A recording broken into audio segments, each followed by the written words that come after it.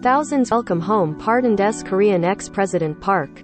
Former President Park Geun-hye went home 3 months after being pardoned for one of South Korea's worst government corruption scandals.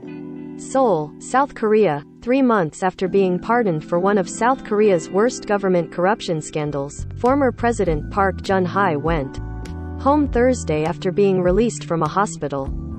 She slowly walked out of Samsung Medical Center in Seoul as cameras flashed and dozens of supporters shouted, "Park Geun-hye, President. I express my greetings to our people for the first time in 5 years. My health has really improved, thanks to your worries," Park said. She thanked the hospital's medical staff and stepped into a black sedan without taking questions.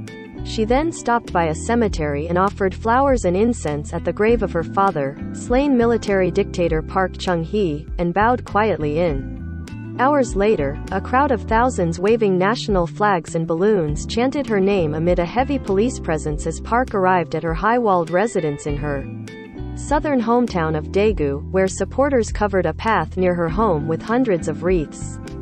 Some held up banners with photos of Park and her father and signs claiming her innocence or wishing for her happiness. Stepping out of the car, Park smiled widely through her COVID-19 mask and hugged a child who presented her with flowers. She then stepped up to a microphone, stand in front of her gate to deliver a message thanking her supporters. Her speech was briefly interrupted when someone from the crowd threw what appeared to be a bottle that shattered as it landed nearby, prompting bodyguards to surround her and raise up screens. "The past 5 years have been a very difficult time for me to endure," Park said before thanking her neighbors in Daegu's Dalsung County, where she was voted a 4-time lawmaker from 1998 to 2008. Park said she hopes to make unspecified contributions, even if small, to help the country, but made no specific mention of plans to get involved in politics. "While I was president, I tried hard to work for our nation and people, but was unable to fulfill a lot of my dreams.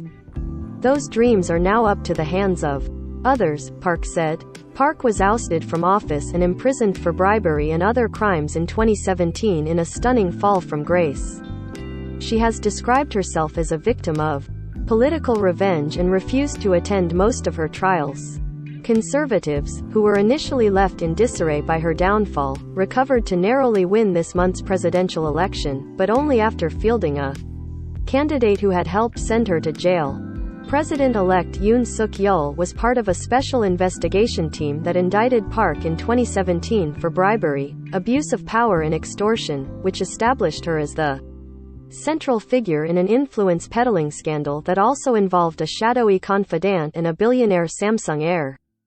Some of Park's supporters at the hospital expressed anger toward Yoon as she was released, shouting that he was a traitor and treacherous criminal, but there were no major scuffles with police. Yoon, who takes office on May 10, told reporters he wishes for Park's quick recovery from her health problems and hopes to visit her in Daegu soon. When asked whether he plans to invite Park to his inauguration ceremony, Yoon said, "You're supposed to invite all former presidents, so of course." Park had served less than a quarter of her 22-year sentence before President Moon Jae-in pardoned her in December, citing her health problems and a need to promote unity in the face of pandemic-related difficulties. Moon, who comfortably won the presidential by-elections in 2017 following Park's ouster, sent Park a potted orchid with a ribbon that said, "Always be healthy," his office said. She had been treated at the Seoul hospital since November. Officials have refused to elaborate on Park's health, but local media said she has been suffering from a lumbar disc problem, a shoulder injury and dental problems as well as mental stress. Park was once the darling of conservatives in South Korea, who celebrate her father as a hero whose industrial policies pulled the country up from post-war poverty despite his brutal suppression of human rights. She was elected its first female president in 2012, beating Moon by 1 million votes.